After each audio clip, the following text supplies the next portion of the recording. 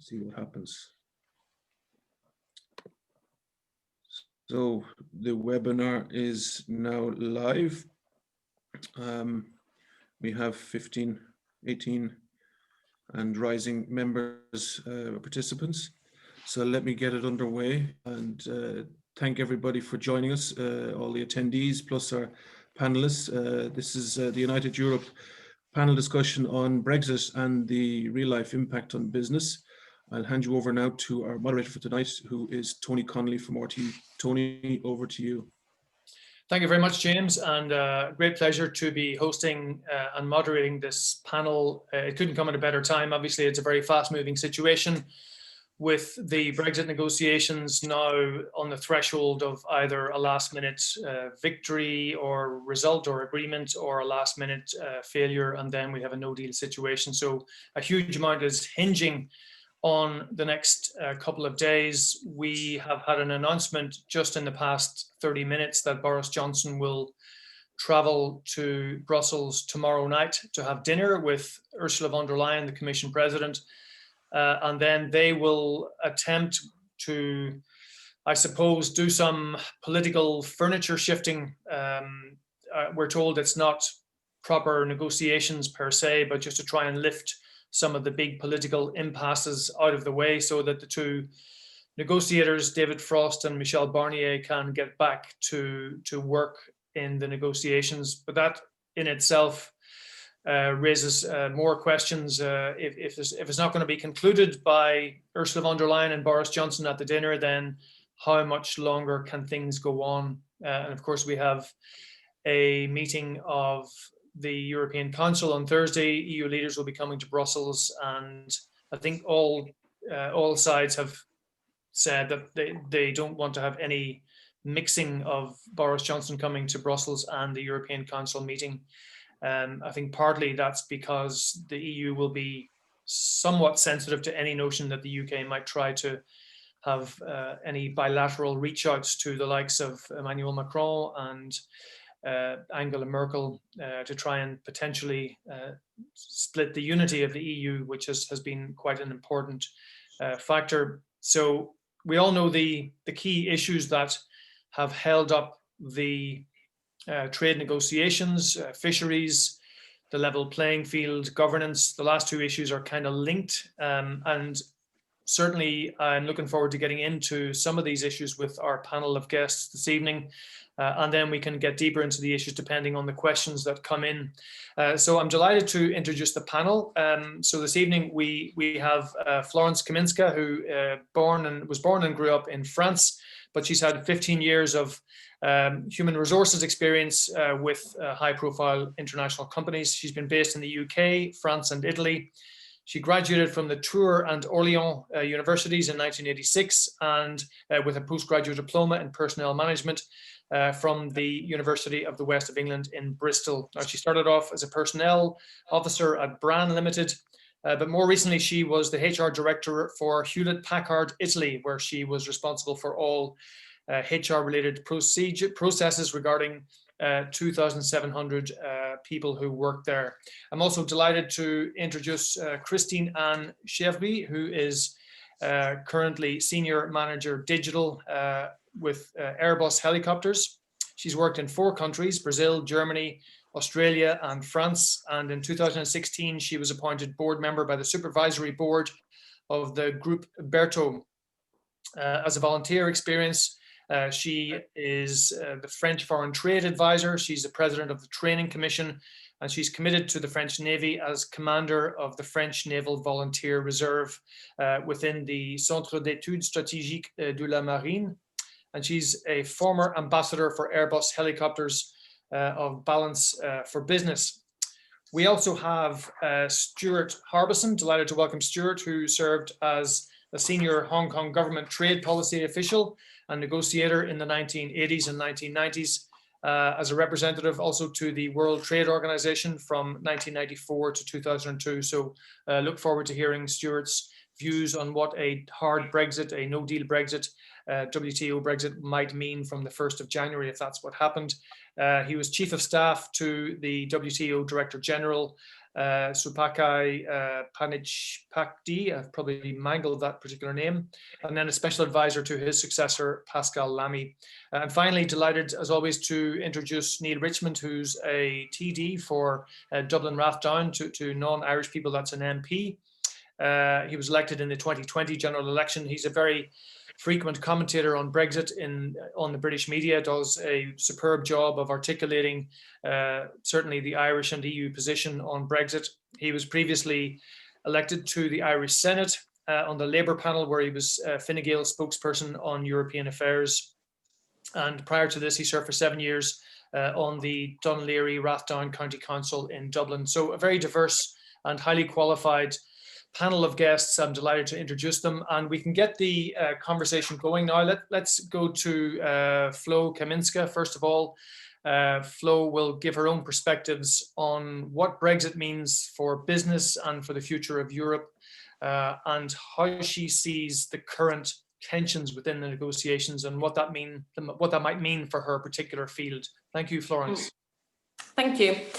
Actually, regarding my resume, I'm currently a board member at DoCoMo Digital, which has been my latest working experience, a global company in digital payment goods. And the reason why I'm kind of clarifying this is that regarding, I guess, the implications that we're currently facing, me and my colleagues in HR, is more related, given that I'm also kind of, from an HR background, it's more the kind of workplace impacts, the movements of people and the skill sets and access to the pools and competencies that we require, especially in a very kind of transformational world where new competencies are to be sourced, across countries, let's say. So I would say that, from, my perspective and my experience and kind of the field that I'm more, I guess, competent from, it is very much around the, human resources, pools of competencies and talents accessible. Certainly, we used to have my company, we used to have the head office in Düsseldorf. We moved it to London for very specific reasons, pre-Brexit vote. And the attraction actually of London and Britain was very much the fact that it was very much at the heart of the fintech company, but also access to competencies and skills, the diversity, very vibrant kind of employment marketplace, because it was a kind of place where you would have all nationalities that would come and work, especially from Europe. So it's true that, looking into the future, not knowing exactly how, that movement of people and skills and competencies will actually be managed in the future, there's certainly a kind of pull then attraction of England and talking, London, because this is where we're based, but also in very large cities in England. I'm thinking of Bristol, for example, where there was a definite attraction for going to England for talents, for having this kind of access to very diverse, multinational, vibrant workplace, which is a question mark. Is a question mark in terms of how we will be proceeding managing that. So I would say that from my point of view and regarding my field is very much that aspect that still is to be cleared. We're not too sure how that's going to happen, but certainly if UK or British and Europeans are treated, say, to go and work in England just like non-Europeans, that's for sure will make it maybe less attractive as a place where to go and get the talents that we look for. And I'm talking here, for example, in the digital space, certainly. And Florence, can I ask you, when you were in that sphere in London and you talk about the attractiveness of the UK and London to this pool of international cosmopolitan people, was there an explicit awareness that all of that was underpinned by free movement of people, goods and services, or did people just assume that that's the way things were? And since Brexit, have they kind of woken up to that? Yeah, absolutely. Absolutely. It was taken for granted. It was taken for granted that this was there and would be forever. As I said, we moved even the head office of the company from Düsseldorf to London, something like, it must have been a year before actually the referendum vote actually took place, or something like this. Nice timing, huh? Yeah, kind of, thought that this would be there forever. Yeah, and since the referendum and more recently as the spotlight has been on the Brexit negotiations, what kind of soundings are you getting about that model? Is it now becoming fragmented? Are people looking elsewhere? Have people decided on what their future movements are going to be, where they're going to locate personnel and staff and so on? Absolutely. Yeah, no, we've been looking into that, and the current thinking is to keep, at least for the time being, I mean, still under observation, but to keep the head office in London, as long as London keeps being the place for fintech, where it actually kind of makes sense to be in terms of networking and in terms of innovation and those kind of things. But to have a very limited head office, just with a few functions, whilst the staff will be based elsewhere in Europe. And have staff physically relocated already? So we don't, not yet. I mean, some were already from Europe, and little by little, they want actually themselves to come back. I mean, so that was one of the effects as well, that we had a lot of, Europeans, even if they were hired in England, actually came from Italy, from Spain, so, from Germany. And basically in the last few years, quite a few have been reflecting on the fact of going back home at that point. And we've accommodated them whenever we had the office in the country. Okay, nice. Christina, can I bring you in here? And you're in the Airbus aviation field, which is obviously a hugely important industry for Europe. It is associated with supply chains, very valuable supply chains. It's also within the sphere of fairly high-profile trade disputes between Europe and America. What kind of lens do you look at Brexit through these days? At Airbus, we have three main, I would say, area or item that we are looking for in regard to the Brexit. First of all, we do have employees in UK, in several cities. If I'm looking Airbus helicopter is in Oxford and Aberdeen. If looking Airbus commercial is in Filton and Broughton. So and the Airbus Defence and Space is in several locations in UK. Second aspect is we do have customer in UK, flying helicopters or at least flying airplane, or at least from buying airplane from the company, and also buying some defense and space products. And thirdly, we do have suppliers in UK. So the impact is at these three levels, I would say. On one side on the employee, on the other side on the customers, and on the third side on the supplier. I will not. It has been already highly highlighted and commented by our CEO and by Guillaume Faury, and the position is quite clear about Airbus on this topic. So I'm not empowered to comment, or at least to remind what has been said.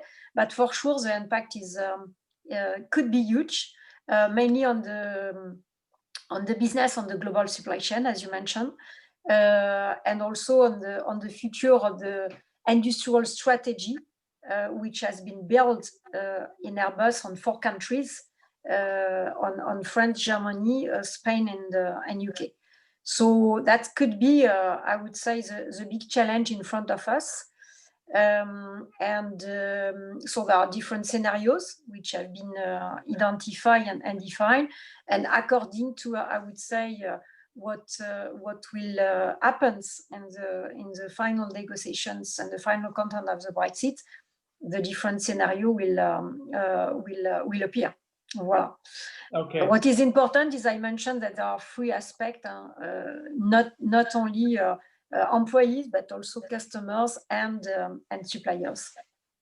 Okay, so you've sort of hinted there that you may not be able to say too much publicly within this forum about the company's position on Brexit, but what can you say, for example, on the technical aspects of a no-deal Brexit and the imposition of potential tariffs and other tariff barriers? I mean, is a lot of the construction of Airbus helicopters, is it a just-in-time construction model? Alors, for Airbus helicopter, what is located in UK, it's subsidiaries with performing some, I would say, customization for mainly the UK customers, okay, and also maintenance and repair of helicopter. For Airbus commercial, as I mentioned, there are in the two locations in Wilton and Rothouse, a part of the construction of the airplane. So at least it's completely embedded in the global supply chain. We cannot produce an airplane if we do not have the wings, which are produced and assembled in Wilton.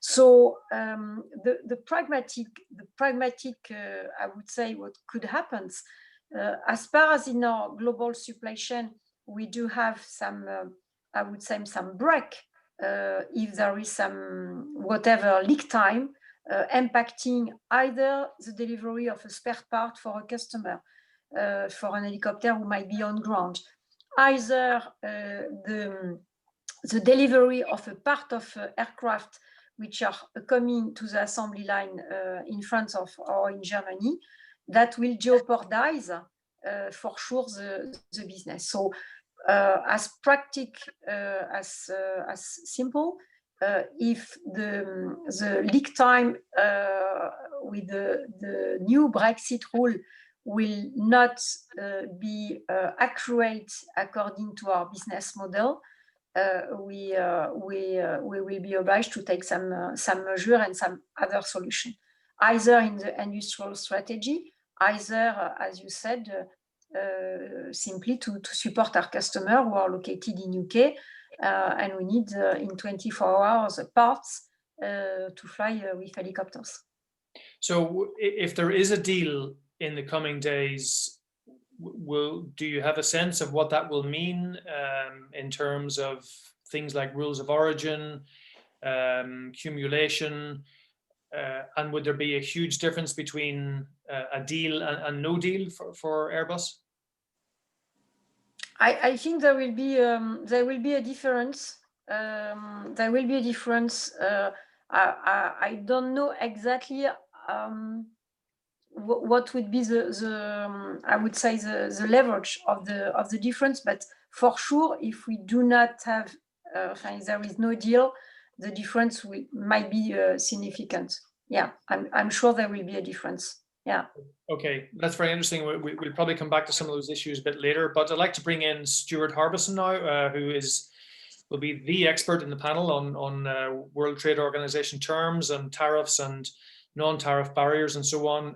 Welcome again, Stuart. How are you feeling at the moment?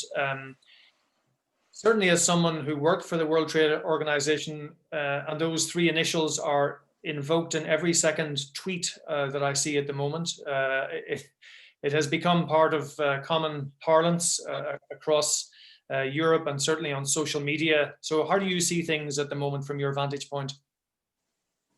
Thanks, Tony. Well, at a broad level, the WTO is the basic plumbing of the world trading system, and it provides the basis on which everyone trades. Many countries integrate more deeply than the WTO has in its toolbox through free trade agreements and customs unions and that sort of thing. So the WTO is kind of like a floor, setting the terms on which everyone must trade, but you can go further with individual trading partners or groups of partners if you want to. So, I think the WTO provides a tremendous amount of stability and predictability in the trading system, which is not to be undervalued at all. But nevertheless, you know, the UK has been part of the EU and it's been fully integrated into the customs union. So, for example, if you took tariffs, then of course no tariffs apply when the UK is part of the EU and during this transitional year. But I was taking a look at the UK tariffs that they've announced for the 1st of January 2021, which are quite interesting. These are what they call the global tariffs. So they would apply to countries with which they do not have FTAs. So that means that these tariffs would apply to the EU starting from the 1st of January in the event that there's no deal. And compared with the common external tariff of the EU, there's not that much change actually compared with the common external tariff. I think about a third of the tariff lines remain the same in terms of the duties. Some are liberalized. They're quite keen on removing what they call nuisance tariffs, which is tariffs below 2%. They've simplified a lot of tariffs by rounding them down, and they've done various other things. But so you know, it's not a huge change compared to the common external tariff now. What changes is that the EU would be paying those tariffs, or importers in the UK of EU products would be paying those tariffs, which is a big change. For example, it has been said, I looked up an analysis, that whereas now 100% of imports from the EU would be duty-free, from the 1st of January next year, only 44% of imports from the EU would be duty-free. So that's, you know, less than half compared with now. This is in the event of no deal. Yeah, I mean, and typically people talk about agriculture, agri-foods, and car manufacturing attracting the biggest tariffs. Is that broadly right? I mean, what other areas do you typically get higher tariffs? Well, the most highly protected area in the tariff field is without doubt agriculture.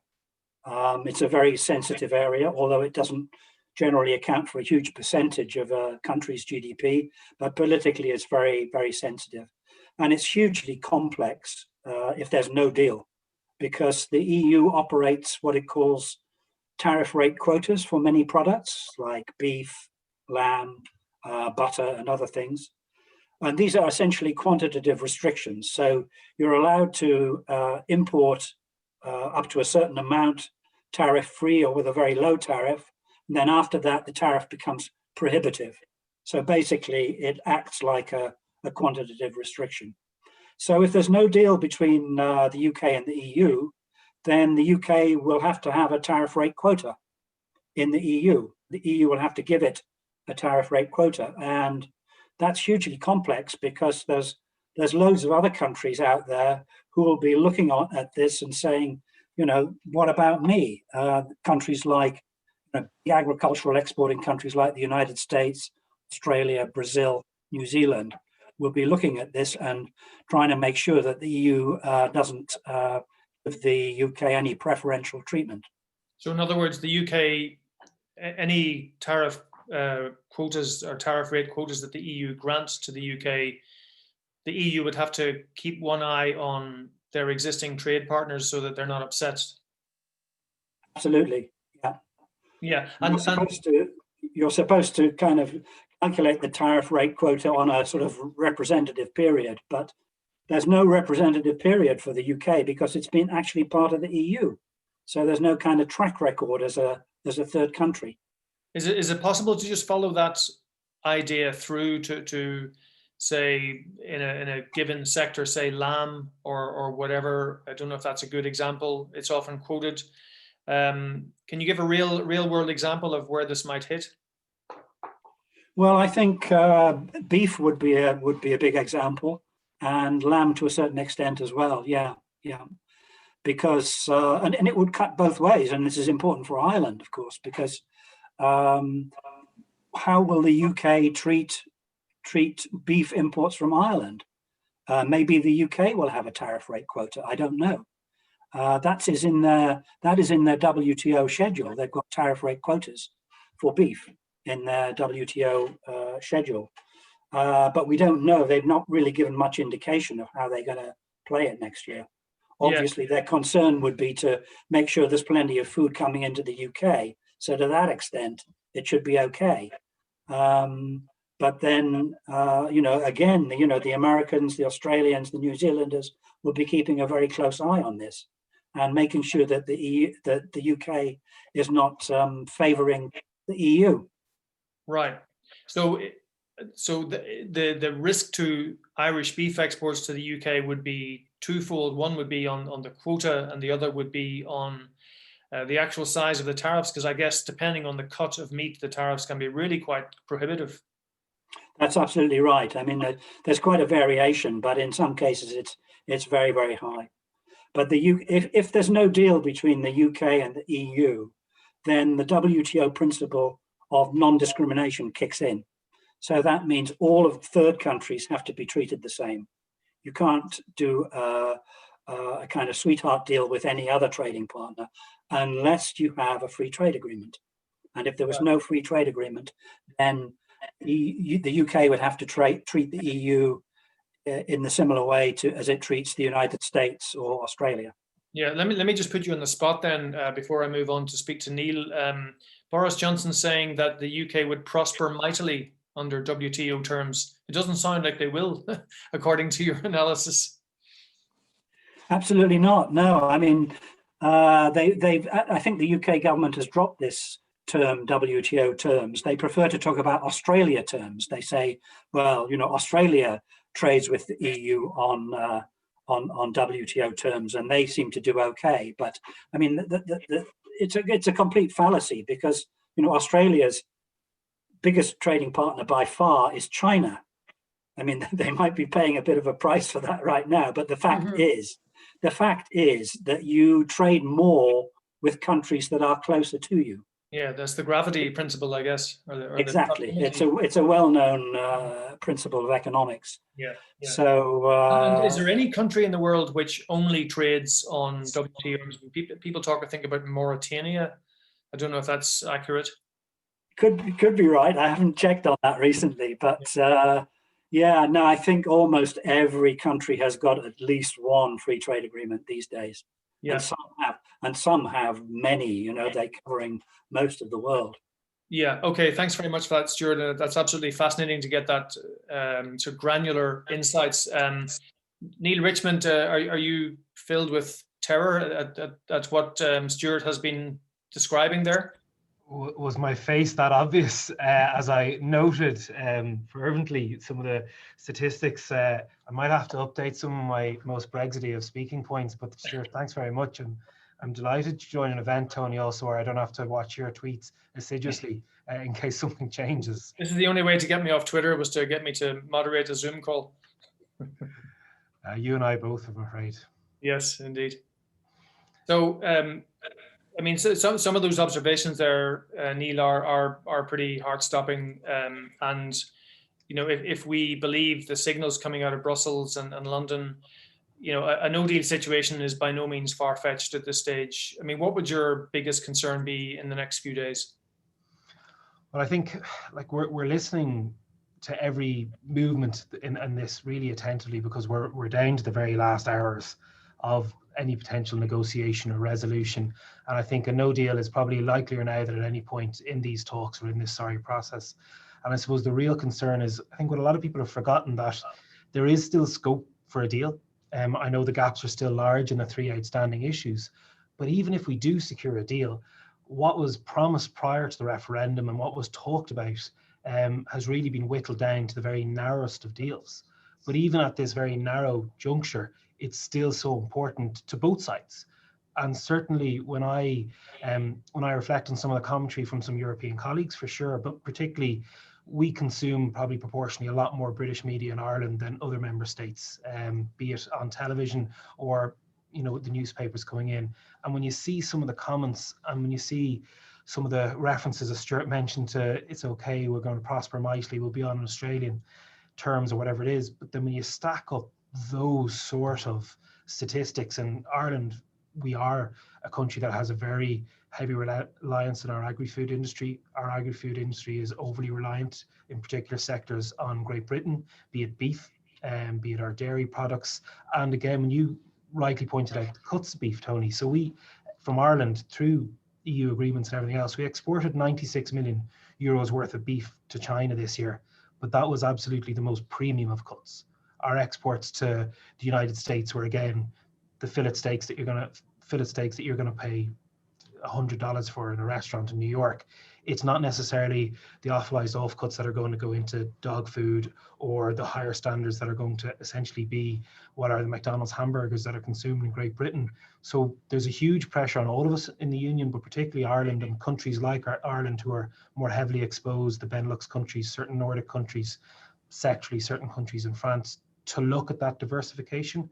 And really the product we've seen in the last 4 years in Ireland is looking not just as the EU as a growing market, but those markets that we access through EU trade deals and expanding trade deals. And hopefully we can see progress in places like Malaysia, Vietnam, Indonesia. But the final obstacle that comes into that, of course, is logistics. We're heavily reliant on the land bridge through Great Britain. So it's that huge focus on direct shipping to our biggest market. 48% of our exports go to the continental EU. So a new shipping lane announced last week from Rosslare in County Wexford to Dunkirk, but it's still tiny compared to how much goes through Great Britain. And deal or no deal, and it comes up in the comments section, there will be huge delays coming in and out of Dover, huge delays coming in and out of Holyhead, which is a huge concern. And then whatever else that hasn't gone into that Brexit preparation, predominantly on the British side, are all the huge issues that we're spending morning, noon and night trying to work out. And Neale, obviously the Irish government, the current administration that you're part of and the previous one were completely consumed by the Irish border during the withdrawal agreement negotiations. We had the backstop, and the Irish question, as we all know, was unexpectedly front and center in the whole process. That was clearly dealt with. Well, we thought it was dealt with in the Northern Ireland Protocol a year ago. But since then, has it been a difficult bit of a tightrope for the Irish government to, having had the Irish question relatively stably, put to one side, then it became an imperative for Ireland to be on the team that was really looking for a deal, almost not at any cost, but it's absolutely vital that for the Irish economy and that volume of trade that we get a deal. Has that been difficult for the Irish government to make that sort of pivot? Not necessarily. The difficulty that's presented itself really over the last 11 months has been the same for everyone. First and foremost is dealing with the pandemic of COVID-19 and how that's drained so much resources and attention from this matter, and also the fact that what's been trying to negotiate has been done in an 11-month period. It is going to be mightily impossible to get this through. The fact that the British government didn't seek an extension really has put this under huge pressure. But certainly within an Irish context, it's very much we're part of the European bloc. And we've seen countless times, you refer to it on British media, it's always the question, well, this is going to devastate the Irish economy. But when you come back with some of the statistics of how it will impact the British economy, they're dismissed and they're battered away, and we get the soundbite that they're going to prosper mightily. And certainly the solidarity on a European point of view has been quite apparent throughout. For more or less 3-4 years leading up to the signing of the withdrawal agreement, a week didn't go by when someone predominantly in Ireland said that, well, Ireland's going to get thrown under the bus, or the much vaunted German car manufacturers or Italian Prosecco makers are going to intervene, and feed into rhetoric that just didn't stack up in reality. And certainly from Ireland going forward, that focus on the European single market, not just as a destination market to trade in and out of, but to use as the launch pad to, as I said, export increasing amounts of evaporated milk to China for baby formula. Yeah. Okay, thanks very much, Neale. And we'll come back to you shortly. I'll just go through some of the questions that we have at the moment. One second, I had a Q&A thing up there. So there are a few questions up here from the Q&A panel, which is great. First one is from Diria Alusi. If there's an FTA, will the flow of trade between France and the UK after 1st of January remain as smooth as now? I mean, I can answer a bit of that. Certainly it won't be as smooth as it is at the moment. There will be fairly significant disruption both ways. Clearly, the UK has said that it's going to phase in its customs controls and SPS food controls and so on from the 1st of January, so that those controls don't happen immediately. I think there's going to be a 6-month staggered phasing in of formalities at ports. But in the other direction, certainly the EU has not signaled at all that it's going to take a light touch approach to the checks and controls that will be required at Calais and Rotterdam and Zeebrugge and so on. So even if there's a free trade agreement, yes, that will mean zero tariffs and zero quotas, but it doesn't mean that there are no customs declarations.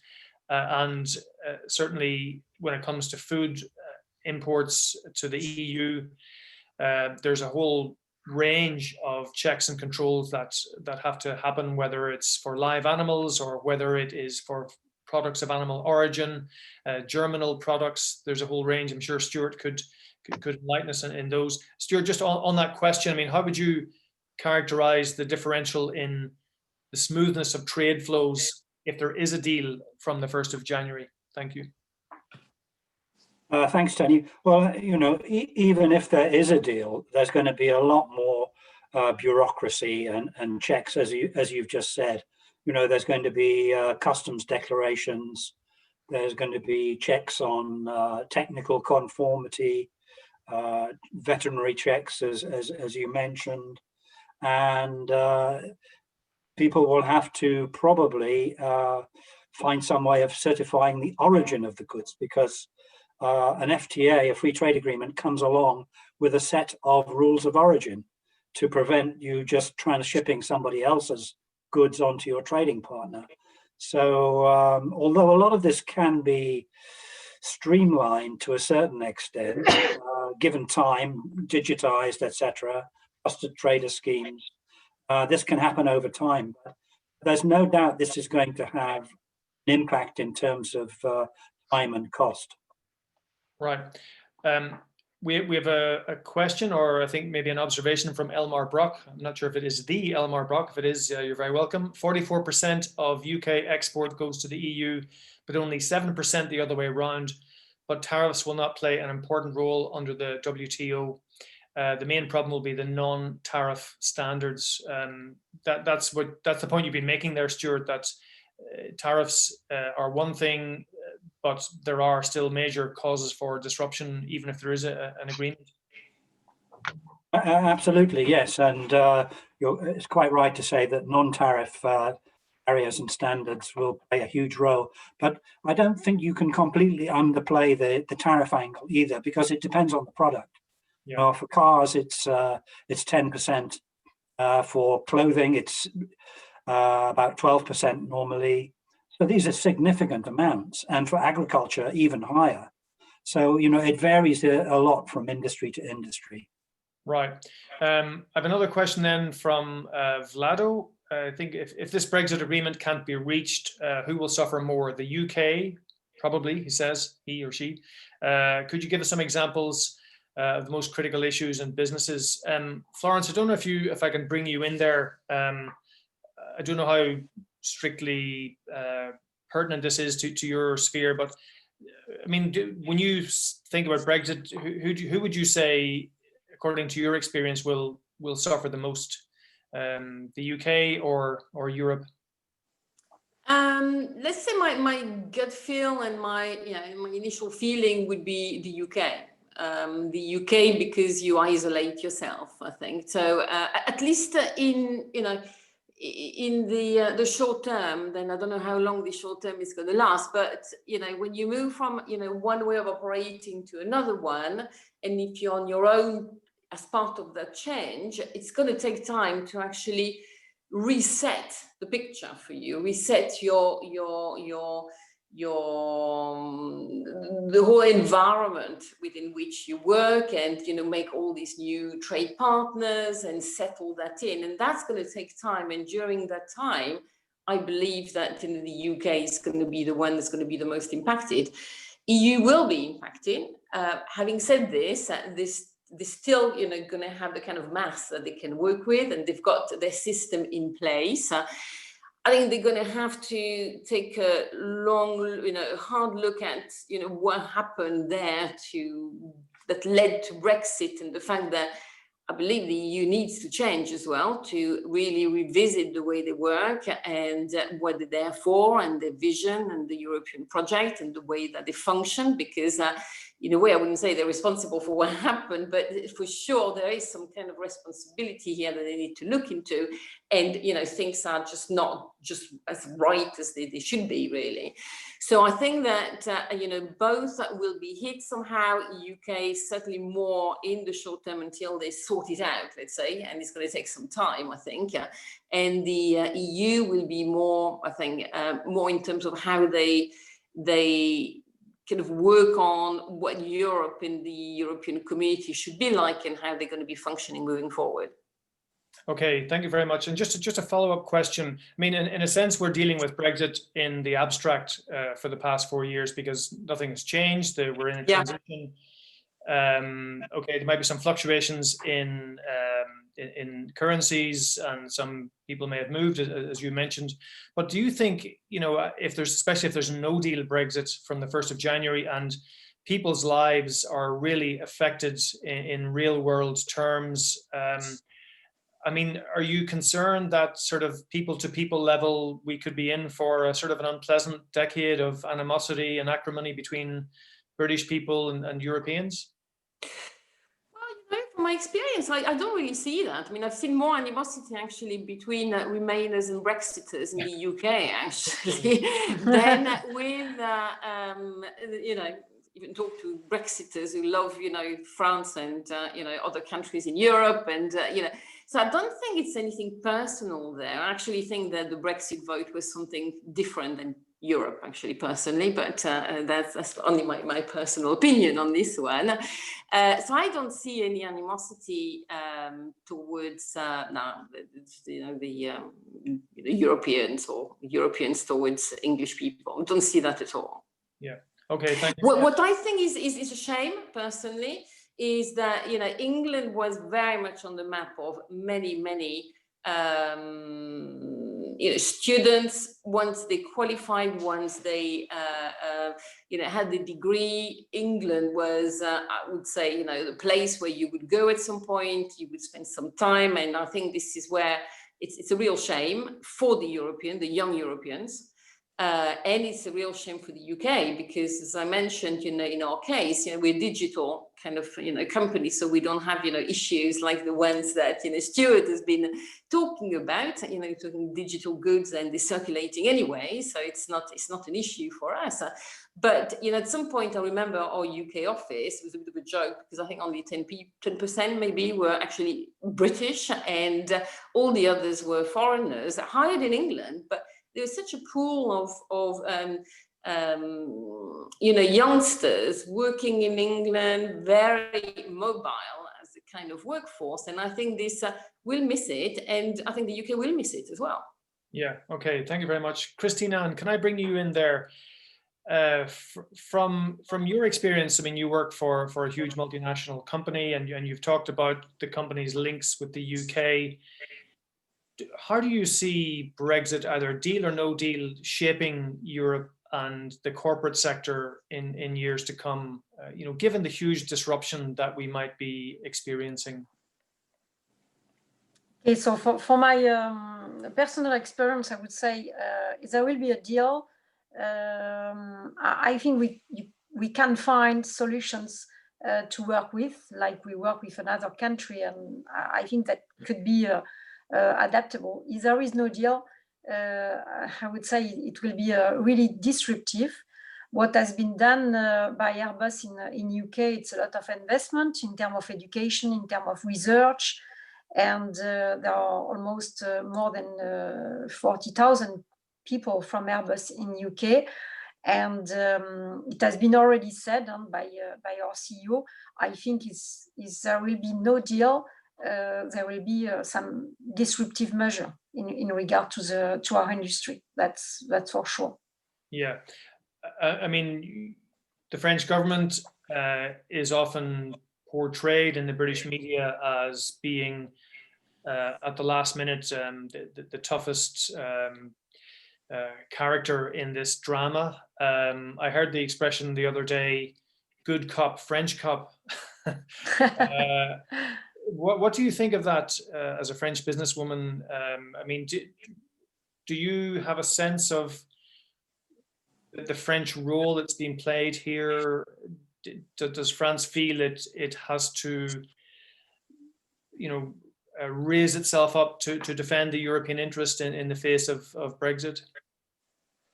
Oh, personally, I'm a person from Europe, so maybe I'm not completely representative for the French woman lady.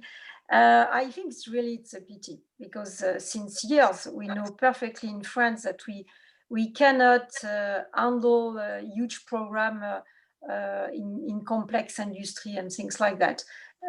And personally, I think Europe has been built from years, and a lot of things are positive from Europe. And maybe in terms of communication, and this is why also my engagement for United Europe was, and it's still there, in terms of communication, probably it has not been communicated at all levels in France what Europe is making for all the people. And personally, I think that really it's for me it's really a catastrophe that UK is out of Europe, because it was really part of the community. And as Florence mentioned, I think there are absolutely no anonymous, and there are links I see with students making engineer school in France and going in UK for business schools, or vice versa. We have a lot of young people having study engineering in England and coming in France. And personally, I think it's really a pity. Therefore, I'm almost praying that we will go for a deal. Yes, well, that's understandable. You won't be alone in that one. But I mean, some people also portray France as perhaps wanting to capitalize on Brexit, securing investment and jobs that would move from the UK, especially in the financial services sector. Do you have a handle on that? Yes, we have heard about that, that the finance area will move from London either to Frankfurt, either to Paris. And I'm sure that a lot of attraction has been done on both countries. But I would say in total, I think the people are willing that UK that we find a deal, and not just taking business from this country, which is really really nearby. So if it would be a country, I have work and live in Australia, so I cannot speak about it is far away, but if it would be a part of a country far from France, I would say, okay, maybe the people, but as near as UK is, with a channel now between both countries, I think reasonably we should go for a deal, and not capture business which is located in UK today in Paris or Frankfurt. Yes. Okay, well, let's hope your message is resonating through Brussels and London tonight. There was a question from John Mulligan. Is there a valid case for EU support for ferry costs between Ireland and France post-Brexit, given Ireland's peripheral location? I think that's one for you, Neale. And I think there has been some support through the European Investment Bank for ferry links, if I'm not mistaken. Yeah, the European Investment Bank, I think it was 2 years ago, provided matching funding for the expansions of both Rosslare Europort in Wexford and Dublin Port. Dublin Port is probably unrecognisable now from 4 years ago. It's essentially doubled in size to accommodate customs and veterinary checks, but also increased capacity. And a new transportation plan has been launched for Dublin just yesterday, actually. And that's the same in Rosslare Europort. I think one thing that also to look at is in the European Recovery Fund that has come out, obviously, of the pandemic, that a big emphasis by the Irish government has been made that perhaps Brexit can be taken into account as well as a huge economic impact as well. So that's something that Ireland obviously is exposed as the most westerly member state. This side of the continent, in between us and the continent, is another island block. So there has been some support. What we have to remember, I suppose, the point is that there's still quite a bit of capacity on existing ferry routes, and they're no longer the traditional ones simply going to Cork Roscoff or Dublin Cherbourg, like I take in my holidays. It goes, Lisbon, Santander, all the way up into Zeebrugge, Ostend, and looking at increasing ones. New one, obviously, as I said, launched last week to Dunkirk, expecting a new one to Le Havre in a couple of weeks' time. And there's another question I might just check, because it's kind of related, Tony, that came up in the chat in relation to medicine supply and focus on insulin and how it impacts the UK. This is something that obviously every member state government is aware of. Ireland has a huge pharmaceutical, life sciences and medical devices export market, massively going into Belgium. But there are still, as of today, it changes kind of every day, there's 28 medicines on a watch list. Now, these aren't necessarily insulin or Panadol, but they're very specific treatments for a certain strain of cancer or maybe cystic fibrosis, things like that. And it's something that has to be continuously watched. And something that we found quite impactful is that about 2 years ago, we changed our whole approach to logistics, moving from the real-time logistics approach that's in operation in the UK to more of a 2, 3, 4 day lag. And that was put into very quick operation when the pandemic first hit. So we didn't have that great run on toilet paper or sliced pans or thankfully lager at the outbreak of the pandemic. Whereas about 2 years ago at another critical Brexit moment, we did have that, nothing to do with the supply chain, but because we had a massive snow. And I think we've seen that with medicines and logistics, that the Brexit preparedness has already kicked in for a lot of member states already due to the pandemic. Yeah, and we have the Brexit Reserve Fund, or the Brexit Adjustment Reserve, I think it's called, which is potentially going to be held up by the rule of law dispute in the council, and some reporting that the French might want to grab most of that money to offset any loss to the fishing industry in France. How do you see that being handled? I mean, do you think it's a bit of a fight for Ireland to defend its corner on that?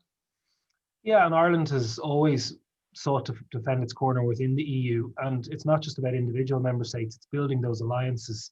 And a huge focus of the Irish government has been on building those new alliances post-Brexit, because the UK was very much a great friend of Ireland.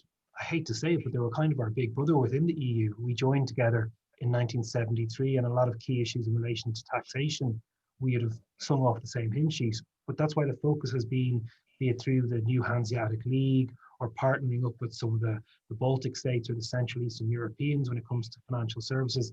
But equally then, our biggest ally when it comes to agri-food is France, and always has been.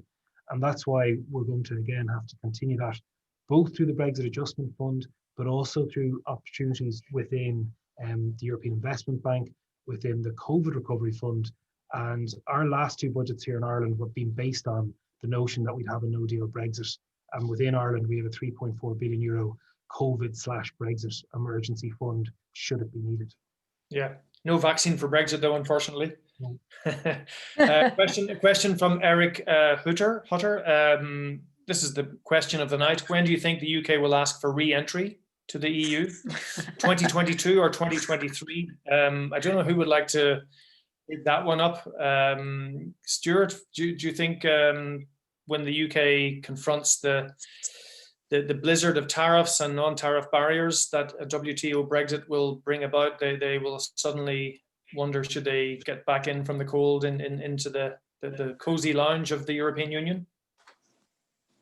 Well, I think certainly there'll be a section of opinion in the UK that would make that argument, but I just feel that probably most of them would say, well, we've done it You know, we just have to slog through it now. Yeah, Because it was so acrimonious, they don't want to live through another referendum or in the next 2 or 3 years. So I think most people will say it may be unfortunate, but we just got to slog through it now. Yeah, Florence, you want to come in there? Yeah, it's interesting. Yesterday I was listening to a program on French television, so from the bad cops there, as you call them there, and it was about Brexit, and they said the prediction was that, it was an English person saying this, and they said the prediction is that it will take 1 generation. So basically, for the generation, who voted, and now, as you just mentioned, Stuart, we've done it, everybody's tired, even the Remainers are tired, so let's get on with it and just see concretely what we're actually talking about, not just mentally. And probably they will go through that cycle, and it will take the new generation, so probably those who were not even in age of voting, at that point there will be something, and they predicted that there would be a re-entry, but it would take 1 generation actually. Yeah, I think that's probably fairly accurate. Yeah. I mean, I suppose the other question is, would the EU want the UK back in, given how much time and energy that the Brexit has taken on the European project? Yeah. Now, personally, I think that they would want them back in. I mean, they didn't want them out in the first place, and I'm sure they would want back in. I think what they'll be very careful about is to look at the terms of when a country comes in and when a country comes out. How does that happen? Because I think this was underestimated. Never thought that a country would want to go out. So I think that wasn't very well written. I think they will look into that clause very carefully now. Okay. There's another question from Dermot O'Leary. Given the likely acrimony in the event of a no-deal outcome, is there a greater chance of a trade war in both services and goods rather than a rush to re-engage in talks? That's an interesting question from Dermot there, because some suggestions today, both from the European Commission itself, who were saying, well, okay, if there's no deal, then it's a no deal on the 1st of January, but there's nothing to stop us negotiating. And I think at the General Affairs Council this morning, some member states were also saying we can just keep talking. You're shaking your head there, Florence. Yeah, no, what I'm thinking is that, there's no interest for, a war there. I mean, we've got enough to do with China, we've got enough to do with the US and, some of the, so I don't think it would be neither in the UK nor the EU interest. Of course, they're going to try and pull the blanket, as we say in French, on their sides, as you were saying, around, finance and, who can, grab some of the kind of, fintech or finance thing that, moving out of London, if they are, because we don't even know at this stage. So of course, nobody will want to lose out, and they will all be looking into which kind of opportunity could come out of change, because opportunities will come up as well. I mean, in any big change, there are also opportunities, and some will be looking into that. But I think there's no interest whatsoever to have a war, especially at a moment where all the economies are really down with COVID, where we've all got, issues, all countries have got their own issues to deal with. And I don't think that, they will go into that kind of war. Okay, a comment from Elmar Brock there saying that the UK could come in, but without rebates or opt-outs. So already we can see the negotiating mandate for Britain's re-entry into the EU being set out there from Elmar Brock. Okay, I'll take a quick sort of round from everybody. I think we're getting close to the end, if I'm not mistaken. I'd just like to get people's final sense of what we're confronting in the next few days, because this is a huge historic moment that perhaps we don't realize. I mean, this is going to really reset so much of European history in potentially a negative way. And it's a huge responsibility for politicians and businesses to try and navigate their way through this. Christina, what are your thoughts now as we head to the final days and hours of this long Brexit saga? Difficult questions, Tony. so yeah, the duration was almost years now that we are on the way to. And so what would you like to know exactly about what I'm thinking about the long period, or? Well, I guess what you're feeling more. Are you feeling nervous? Are you feeling sad? Or do you just have too much on your plate to give it too much attention? So firstly, sad, sad, and probably a little bit anxious about the final decision. It was already a first shock when it was happening with 4 years ago, and I think it will be a big colère if the decision is going for no deal. Yeah, really. Okay, thank you, Christine. And Stuart, what would your final thoughts be as we enter this fairly momentous few days? Well, I just fervently hope that there is a deal. If there's not a deal, then I think it's an egregious act of protectionism by both sides. That these, the UK is a pretty large economy. The EU is a very large economy. They've been enjoying free trade. And if they can't find a means of keeping it going in some form or other, even if it's not as good as it is now, and they're raising barriers to each other, I think it's a very, very sad day. Do you suspect, or do you detect some protectionism within the EU's obsession with the level playing field and state aid and so on? Well, I mean, that's a very interesting point. I mean, maybe we could have got onto that, or might have got onto it earlier. But yeah, I was listening into. I was well. There's so many other things to talk about. So that's the point. But I was listening. I was taking part actually in a webinar last week about the Green Deal in Europe, and I was really struck how this is accelerating. That, and the carbon border adjustment mechanism and all of that tax. Of course, there's nothing wrong with it in principle, but I think a lot of people in third countries around the world might be looking at this and saying, this is a bit protectionist potentially. So it's the UK. I don't all the motives into question in any way, because the motives are obviously very good, but it depends how it's implemented. And without the UK at the table, maybe the outcome might not be as trade friendly as it would have been. Yeah, it's a very good point, and I think when the level playing field issue was being talked about at the beginning, that was often any officials I spoke to said, well, look, the reason why we want to have the evolution clauses or the ratchet clauses, as they call them, in the non-regression sense, is that the EU is going to be embarking on the Green Deal and having much stricter regulations and legally binding ambition on carbon emissions and a whole range of things. So that could be a real source of tension in the relationship, even though the UK would obviously say that they're going to be even greener than the EU. Thanks very much, Stuart. And Neale, again, the Irish view here is extremely important.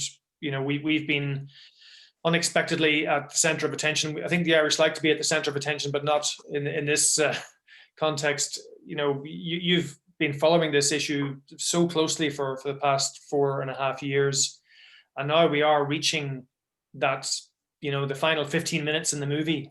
So what are your thoughts tonight? Yeah, I think Stuart summed it up when he did says, like, it is a very sad state of affairs. I've never said anything other than that there's no such thing as a good Brexit for anyone. This is an entirely damage limitation exercise. But I suppose something that was said to me by Michael Noonan, the former Irish finance minister, when he was had finished his finance minister, and he used to sit beside me at the back of parliamentary party meetings, and he said, Brexit doesn't end on the 31st of December. This is going to be with us for the next few years in so many different guises. People are going into the chat section. What about if Scotland votes for independence? Florence has talked about, is it the generation gap in terms of the UK seeking readmission? But I think there's so many issues that are going to crop up, even if we get a deal. it'll be such a narrow deal that so many issues are going to keep cropping up. And I think we could easily be having this exact same seminar in 12 months' time again.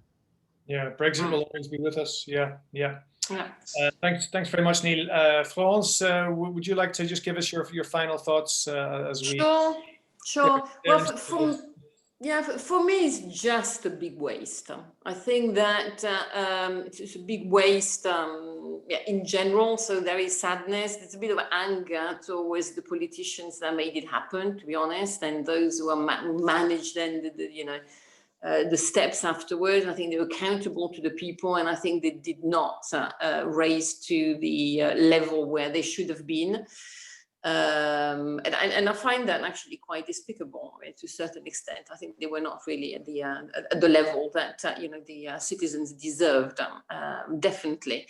So this is, I feel then, now we're going into the concrete stuff. Hopefully, the state of affairs of the world is kind of bringing back, everybody with their feet on the ground, say we've got, international crisis with COVID. Let's not add animosity to this. Let's look for pragmatic solutions. Let's not go into, wars. And I'm just, hoping that from a very pragmatic point of view, that people are going to be collaborating so that, we all come out of this, world crisis. I think COVID might change a little bit some of the mindset, and this is certainly what I'm hoping. Okay, thank you very much. The host has just shared with us the result of a poll tonight. There will be a free trade agreement in place between the EU and UK by the 1st of January. An anonymous poll, 41% said yes, there will be a deal. 38% said no, so a very narrow win. Brexit vote, right? It's a Brexit vote. Yes, exactly. 22% said there will be a provisional deal pending further negotiations. Well, that's the first I've heard of a provisional deal, but who knows? There's a few days to go yet. Anyway, that's been a wonderful discussion and debate, very scintillating and thought-provoking. I'd like to thank everyone very much, wholeheartedly for the discussion. Florence Kaminska, Christine Ann Chévry, Stuart Harbison, especially the WTO Insights, and Neale Richmond, the view and voice from Ireland. So I think we can hand now back to James, who is the housekeeper for the evening. And thank you again. Thanks very much for taking part. Thank you, Tony. Thank you. Thank you to everybody who attended. You will see a report about this panel discussion in the coming days on our website. We'll be mailing it out to our members as well. So everybody have a great evening. Thank you very much. Thank you. Thank you, Tony. Thank you, Bye. James. Thanks a lot. Goodbye. Bye-bye. Thanks. Bye-bye.